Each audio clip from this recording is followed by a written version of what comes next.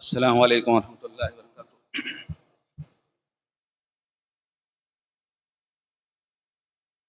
الحمد للہ رب العالمین، والصلاة والسلام علی اشرف الانبیاء والمرسلین، نبینا محمد وعلی آلہ وصحبہ اجمعین۔ اما بعد، قال اللہ تبارک تعالی فی القرآن المجید: یا ایھا الذین آمنوا اتقوا اللہ حق تقاتہ ولا تموتن الا وانتم مسلمون۔ یا ایھا الذین آمنوا اتقوا اللہ وقولوا قولا سدیدا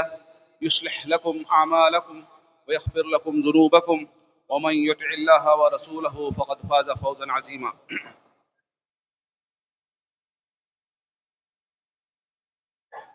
قال اللہ تبارک تعالی فی القرآن المجید: ومن آیاته ان خلق لکم من انفسکم ازواجا لتسکنوا الیہا وجعل بینکم مودۃ ورحمہ۔ وقال رسول اللہ صلی اللہ علیہ وسلم: لا يفرق مؤمن مؤمنہ ان کرہ منها خلقا رضی منها آخر، رواہ مسلم۔ ساری تعریف و توصیف و حمد و ثنا صرف اور صرف اللہ تعالیٰ ہی کے لیے سزاوار ہے، جو ساری کائنات کا مالک، مدبر، آقا، شہنشاہ اور حاکم حقیقی ہے۔ وہی ہمارا خالق ہے، وہی ہمارا رازق ہے، اور وہی ہمارا مشکل کشا ہے، اور اسی کے قبض قدرت میں ساری چیزیں ہیں۔ اور لاکھوں کروڑوں درود و سلام ہو ہمارے آخری نبی جناب محمد صلی اللہ علیہ وسلم کی ذات گرامی پر،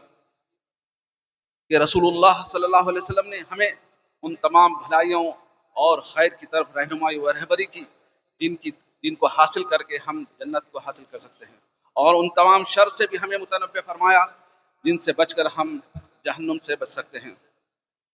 محترم حضرات، گزشتہ جمعے کا خطبے کا ترجمہ اگر آپ نے سنا ہوگا تو آپ کو یاد ہوگا کہ گزشتہ خطبے میں جو موضوع تھا وہ تھا ازدواجی زندگی کو خوشگوار کیسے بنائیں۔ ازدواجی زندگی کو خوشگوار کیسے بنائیں، اس تعلق سے قرآن احادیث کی روشنی میں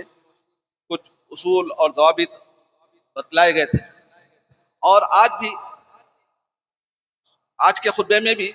امام صاحب نے اسی سلسلے کی دوسری کڑی کو ذکر کیا ہے۔ یعنی اگر ازدواجی زندگی کو خوشگوار نہیں بناتے ہیں تو اس کے کیا نتائج میاں بیوی پر مرتب ہوتے ہیں اور اس کے کیا نقصانات ہوتے ہیں، اس کو بیان کیا گیا۔ محترم حضرات،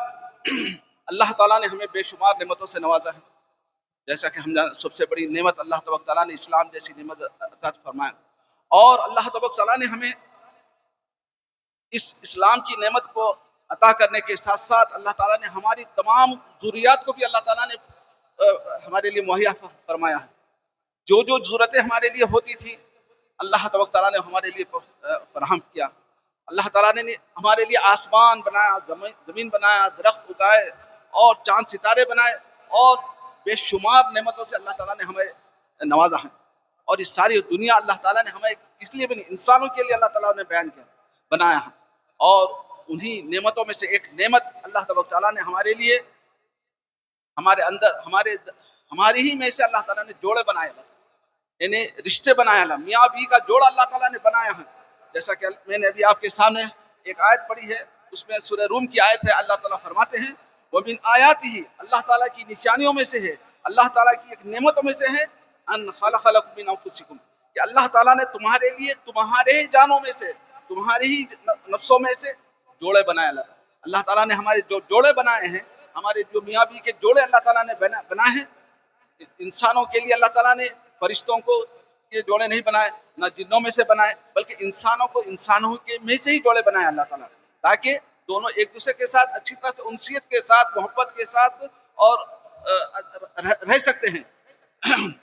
ورنہ اگر کوئی دوسری مخلوق میں سے بناتے تو ہمارا ان کے ساتھ رہنا کرنا بہت مشکل ہو جاتا تھا۔ تو اس لیے اللہ تعالیٰ فرماتے ہیں: من انفسکم، تمہارے ہی جانوں میں سے، تمہارے انسانوں میں سے اللہ تعالیٰ نے تمہارے لیے جوڑے بنائے ہیں،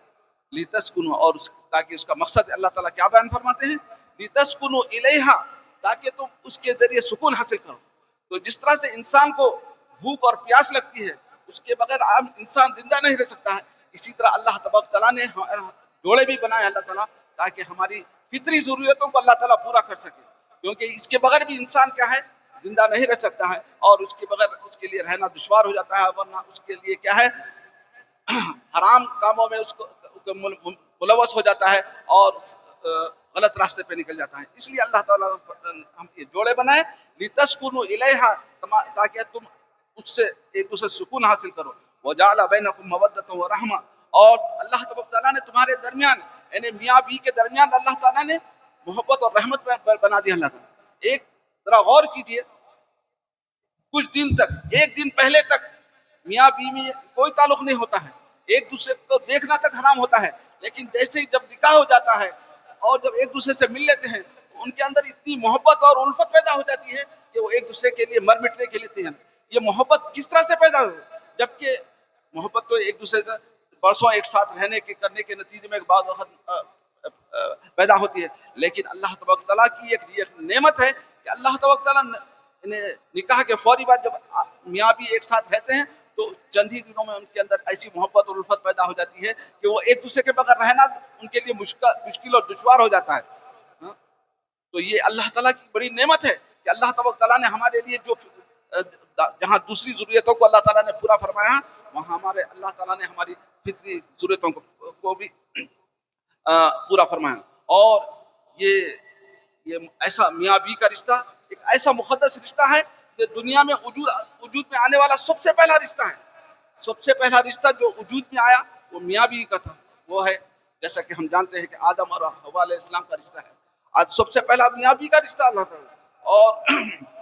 اور یہ رشتہ ایسا ہے کہ یہ کبھی بھی یعنی ختم نہیں ہونے والا نہیں ہے، یہ زندگی بھر رشتہ رہنے والا ہے۔ یہ چند دنوں کے لیے، چند سالوں کے لیے نہیں ہے۔ یہ جو رشتہ ہوتا ہے، نکاح آپس میں جو نکاح ہوتا ہے، یہ قیامت تک یعنی مرتے دم تک رہتا ہے، اور مرنے کے بعد بھی جیسا کہ بعض لوگوں کے سمجھتے ہیں کہ مرنے کے بعد ایک دوسرے کو دیکھنا حرام ہو جاتا ہے۔ بعض علاقوں میں ایسا بھی ہے کہ آدمی کو کہا جاتا ہے کہ اب دیکھیں نہیں، عورت کو نہیں دیکھیں، حالانکہ ایسی بات نہیں ہے، بلکہ اس کا رشتہ مرنے کے بعد بھی باقی رہتا ہے، اور حتیٰ کہ یہ رشتہ جنت میں بھی باقی رہتا ہے۔ اور اگر دونوں میاں بیوی نیک ہیں تو اللہ تبارک تعالیٰ انہی کو آپس میں وہاں میاں بیوی بنا کے رکھے گا اللہ تبارک تعالیٰ۔ اور تو اس طرح سے یہ رشتہ کبھی بھی ایسا مقدس رشتہ ہے اور ایسا مضبوط رشتہ ہے کہ اللہ یہ کبھی بھی ختم ہونے والا نہیں ہے۔ تو اس لیے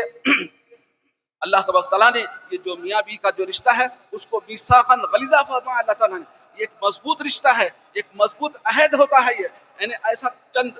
کچے داغوں کی معنی نہیں ہے کہ جب دل میں چاہا توڑ دیا، جب چاہے اس کے ساتھ کھیلتے رہے اور جب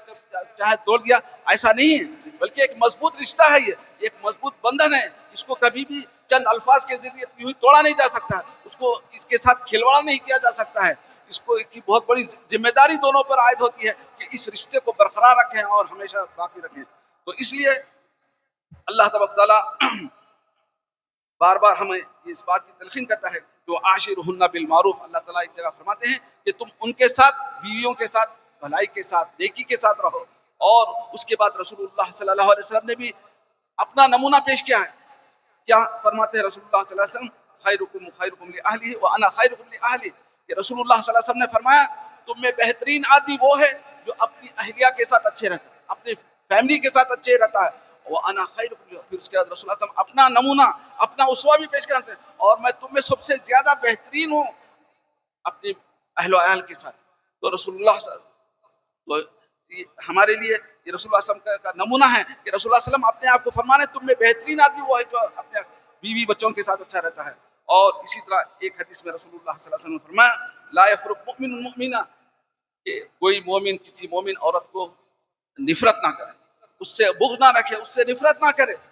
ان کرہ منھا خلقا رضی منھا آخر، کہ اللہ رسول اللہ صلی اللہ علیہ وسلم فرماتے ہیں کہ اگر آپ کو بیوی میں کوئی ایک عادت ناپسند آئے تو ہو سکتا ہے اللہ تعالیٰ آپ کو دوسری بات اچھی پسند آ جائے گی۔ اس کو صحیح مسلم نے روایت کیا ہے۔ تو کوئی بھی انسان چاہے مرد ہو عورت کامل نہیں ہو سکتا، کوئی بھی انسان فرشتہ نہیں ہے، ہر ایک میں غلطیاں اور خامیاں ہوتی ہیں، لیکن انہی غلطیوں اور خامیوں کو لے کر چلنا اور ان کو نبھا کے چلنا یہ بہت بڑی ذمہ داری ہے، یہ بہت بڑی کیا ہے ایک مومن کا کی ذمہ داری ہے۔ لیکن افسوس کے اور اور ایک بات اور ایک بھی ذکر کر چلوں کہ جب آپس میں جب نکاح ہوتا ہے تو دونوں آپس میں کیا کہتے ہیں؟ رضی تو قبیل تو کے الفاظ ادا کرتے ہیں کہ میں راضی ہو گیا، میں قبول کر لیا. تو یہ دو الفاظ ادا کیے جاتے ہیں، صرف ایک لفظ ادا کیا جاتا ہے اور دونوں میں کیا ہے نکاح ہو جاتا ہے. کچھ دیر پہلے تک ایک دوسرے کو دیکھنا تک حرام تھا، لیکن جب میاں بھی ایک دوسرے کے بارے میں کہتے ہیں، شوہر کہتا ہے کہ میں نے فلاں کو قبول کر لیا، قبیل تو کہا تھا، کوئی لمبی چوڑی بات نہیں کہتا ہے، صرف کہتا ہے کہ میں نے قبیل تو کہتا ہے، اور رضی تو کہتا ہے میں راضی ہو گیا، میں قبول کر لیا. اسی طرح لڑکی سے بھی پوچھا جاتا ہے کہ لڑکے کے بارے میں کیا کہتے ہو تم، قبول کیا؟ ہاں وہ بھی کہتی ہیں. لیکن یہ جب یہ چھوٹے سے ایک لفظ ہے، لیکن اس کے پیچھے بہت بڑی ذمہ داری کو قبول کر رہے ہوتے ہیں. قرآن احادیث میں جتنی بھی حقوق بیان کیے گئے ہیں ان تمام حقوق کو کیا ہے ہم کیا ہے ایکسپٹ کر رہے ہوتے ہیں. اللہ تعالیٰ نے شوہر پر جو جتنے حقوق عائد کیے ہیں، رضیت کا مطلب یہ ہوتا ہے کہ ان کو تمام حقوق کو بجا لانے کے لیے میں راضی ہوں کہہ رہا ہے اپنے آپ کو. اور اسی طرح عورت بھی کہہ رہی ہے کہ اللہ تبارک تعالیٰ نے اللہ اور اس کے رسول کی جانب سے مجھ پر شوہر کے جو حقوق عائد ہوئے ہیں ان تمام کو ایکسپٹ کرنے اور اس کو بجا لانے کے لیے میں کیا ہے قبول کرتی ہوں، راضی ہوں. تو یہ اسی لیے اللہ تبارک تعالیٰ کیا فرماتے ہیں، میثاقاً غلیظا کا ہے، یہ مضبوط عہد ہے، یعنی اس کے پیچھے بہت بڑی ذمہ داری کو قبول کر رہے ہوتے ہیں. کوئی یہ چند یعنی یہ کھیل تماشا نہیں، یہ نکاح کہ جب دل میں چاہا اس کے ساتھ کھلواڑ کیا جائے، بلکہ یہ ایک بہت بڑی ذمہ داری ہے. اور اس میں اس کا مطلب یہ بھی ہوتا ہے کہ آپ کیا ہے یعنی شوہر کیا ہے مہر دے گا، نہ نفع عطا دے گا، اور اس کے ساتھ اس کے تمام بیوی کے تمام جو حقوق ہے وہ ادا کرے گا. اور اسی طرح بیوی بھی یہ اس بات کا اقرار کرتی ہے کہ میں شوہر کی اطاعت کروں گی اور اس کی اپنی عزت کی عصمت کی حفاظت کروں گی، اپنے شوہر کے گھر کی حفاظت کروں گی. اور اسی طرح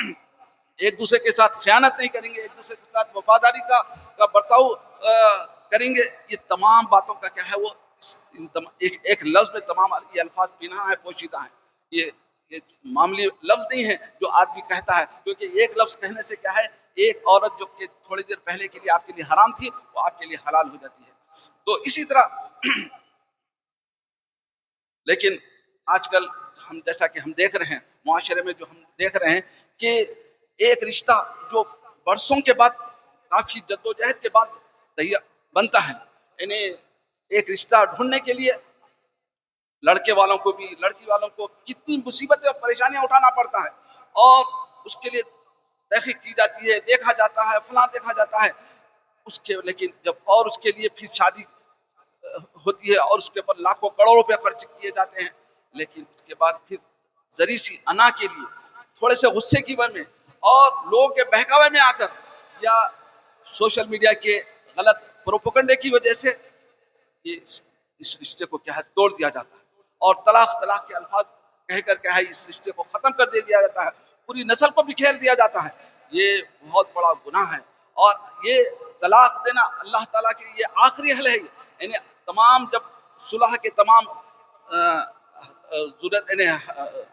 حل ختم ہو جاتے ہیں، سب کی ضرورتیں ختم ہو جاتی ہیں اور کوئی راستہ باقی نہیں رہتا ہے، تو اس کے بعد سب سے آخری راستہ کیا ہے؟ طلاق ہے. لیکن آج ہم کیا ہے اس کو پہلے ہی مرحلے میں ذرا غصہ آیا کہ طلاق دے دیں. آدمی بار بار کہہ دیتا ہے عورت کو دھمکیاں دیتا ہے کہ میں تم کو طلاق دے دوں گا، میں تم کو طلاق دے دوں گا، اور اس کو تانے دیتا ہے، اس کو ستاتا ہے، کرتا ہے. اور اسی طرح بعض عورتیں بھی ایسی ہوتی ہیں جو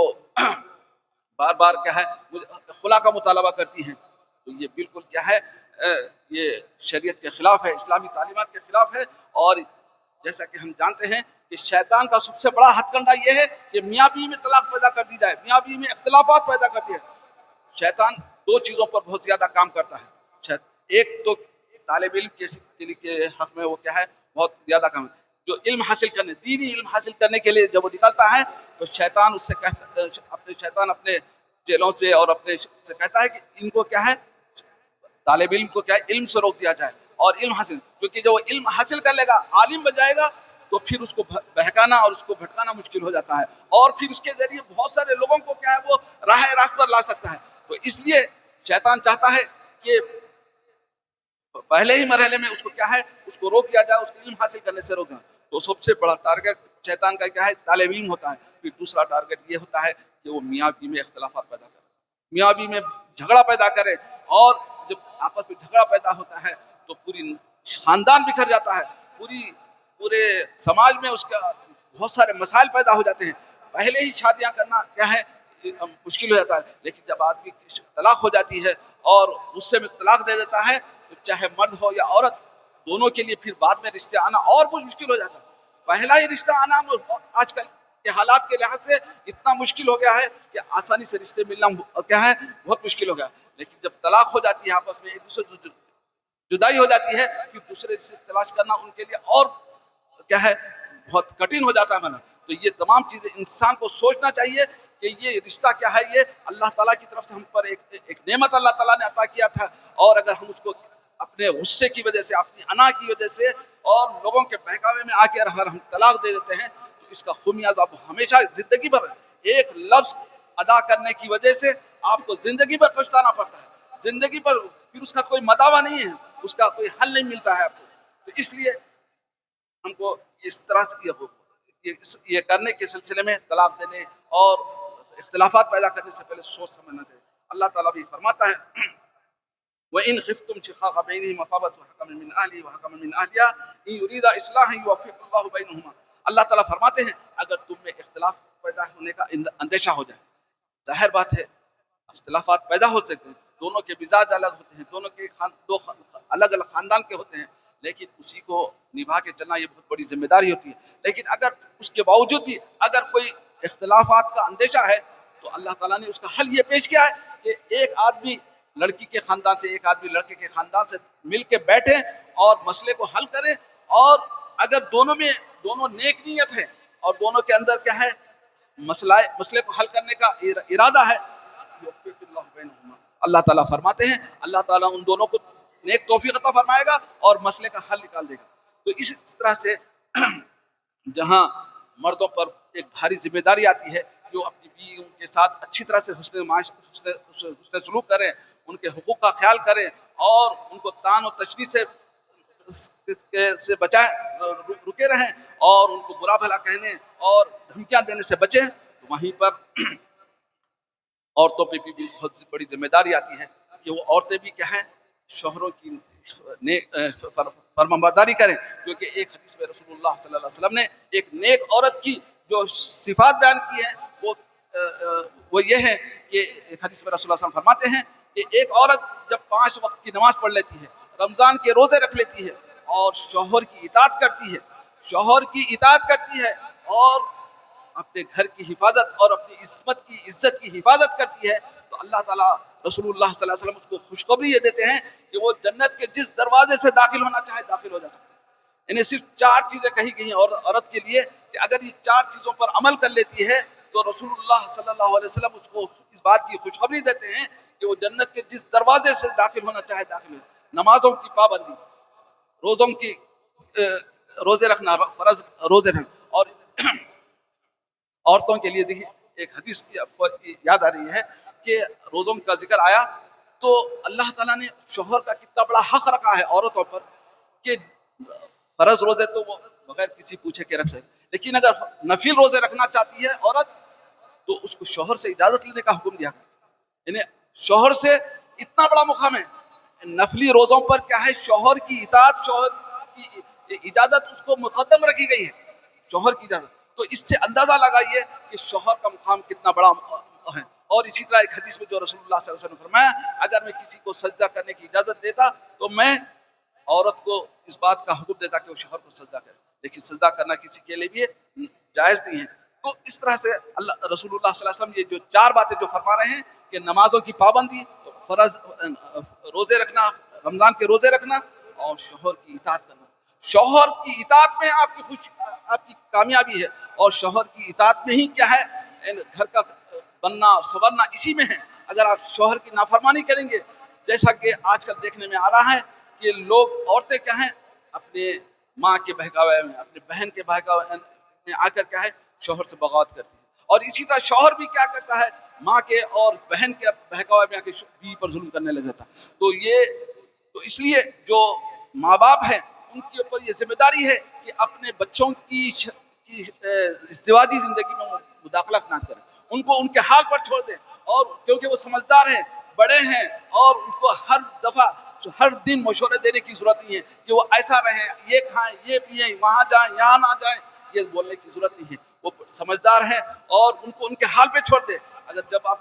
دونوں طرف سے اس طرح سے یہ مشورے آتے رہیں گے تو دونوں کی زندگی کیا ہے، اجیرن بن کے رہ جائے گی اور بگڑ جائے گی، اور طلاق کی صورت میں طلاق واقع ہو جائے گی۔ اس لیے دونوں کے جو ذمہ دار ہیں ماں باپ ہیں، چاہے لڑکے کے ماں باپ ہوں یا لڑکی کے ماں باپ ہوں، ان کے اوپر ذمہ داری ہے کہ ان کو میاں بیوی کو ان کے حال پر چھوڑ دیں، الا یہ کہ بہت ہی کوئی ایسا معاملہ پیش آ جائے جہاں پر مشورہ دینا بہت ضروری ہے تو دے سکتے ہیں۔ تو اسی لیے تو عورت کی بھی گھروں کی کو باقی رکھنے کے لیے بہت بڑی اہم ذمہ داری ہے۔ تو اس کے لیے شوہر، کیونکہ شوہر جب گھر آتا ہے شوہر تو اس کے لیے اب محنت کر کے آتا ہے، مشقت اٹھا کے آتا ہے، بہت سارے ٹینشن اپنے ساتھ لے کر آتا ہے، لیکن وہ چاہتا ہے کہ جب گھر میں آئے تو وہ تمام چیزیں یہ سے کیا سکون حاصل کرنا چاہتا ہے، لیکن گھر میں آنے کے بعد بھی اگر اس کو ٹینشن مل جائے اور سکون نہ ملے تو پھر وہ اس کا ریاکشن تو واقع ہو کے رہتا ہے اور وہ طلاق کی شکل میں ہو جاتا ہے۔ تو اس لیے شوہر کے لیے کی خدمت کرنا، اس کی اطاعت کرنا، اور اسی طرح اس کے کھانے کا پینے کا انتظام کرنا، یہ بیوی کے اوپر کیا ہے لازمی اور ضروری ہے۔ جیسا کہ اہل علم اور اہل دانش کہتے ہیں کہ اگر شوہر کے دل میں جگہ بنانا ہے، شوہر کے دل میں اگر جگہ بنانا ہے تو اس کا راستہ میدے سے ہو کر گزرتا ہے، اس کا راستہ میدے ہوتا ہے۔ اگر آپ جیسا کہ آج کل کا ماحول جو بن گیا ہے کہ گھر میں پکوان نہیں ہو رہا، یہ ایک بہت بڑی اختلافات کی جہاں بہت سارے اسباب ہیں، اس میں سے ایک سبب یہ بھی ہے کہ گھر میں پکوان نہیں ہوتا۔ تو جب آدمی بار بار گھر میں آتا ہے اور پکوان کھانا نہیں ملتا ہے تو اس کے دل میں کیا ہے نفرت پیدا ہونے لگتا ہے، آہستہ آہستہ نفرت پیدا ہوتی ہے اور بعد میں چل کر اس کا بہت برے اثرات نتائج نکلے ہیں۔ تو اس لیے اہل دانش کہتے ہیں کہ اگر آپ کو یعنی عورتوں کو مخاطب کر کے کہتے ہیں کہ اگر دل میں شوہر کے دل میں جگہ بنانا ہے تو اس کا راستہ کہاں ہے؟ میدے سے ہو کر گزرتا ہے۔ آپ اس کے کھانے پینے کا اچھی طرح سے انتظام کریں گے تو وہ آپ اس کو خوشی محسوس ہوگی اور اس کو سکون محسوس ہوگا، اور اگر آپ یہ نہیں کریں گے، جو بنیادی ضرورتیں ہیں وہ پوری نہیں کریں گے تو پھر اس کے اندر کیا ہے آپ کے حق میں محبت اور الفت کیسے پیدا ہوگی۔ اور اسی طرح آج کل بے شمار کیا ہے کلپس، ریلز وغیرہ ایسے چل رہے ہیں جس کے ذریعے کیا ہے دونوں کو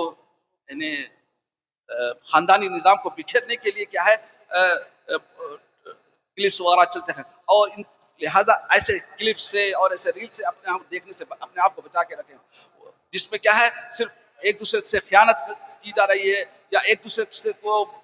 سے کیسے دور ہونا چاہیے، ایک دوسرے کو کیسے دھوکہ دینا چاہیے، بس یہی بتلایا جا رہا ہے۔ تو اس لیے ان تمام چیزوں سے بھی اپنے آپ کو، یہ سوشل میڈیا سے بھی اپنے آپ کو کیا ہے یہ خاص طور پر یہ جو ایسے کلپس وغیرہ ہوتے ہیں اور جو جس میں ٹک ٹاک میں ہو یا فیس بک پہ ایسے تمام بہت سارے کیا ہے کلپس آ رہی ہیں جس سے کیا ہے خاندانی نظام کیا ہے بکھر رہا ہے، لوگوں کے ذہن خراب ہو رہے ہیں۔ اس لیے ضرورت اس بات کی ہے ان تمام چیزوں سے اپنے آپ کو بچا کے رکھیں۔ اور آخری چیز جس سے پہلے بھی ایک خطبے میں ذکر کیا رہا تھا کہ آدمی کو اگر خوشگوار زندگی گزارنا ہے اور اچھی زندگی گزارنا ہے تو اس کو 3 چیزوں کا اہتمام کرنا ہوگا، جیسا کہ ایک عربی کا ایک مقولہ ہے جس میں کہا جاتا ہے کہ الراحت وکل الراحہ فی ثلاث، یعنی اگر آپ آرام حاصل کرنا چاہتے ہیں، سکون حاصل کرنا چاہتے ہیں، بغیر ٹینشن کی زندگی گزارنا چاہتے ہیں تو 3 چیزوں میں ہے۔ ایک کیا ہے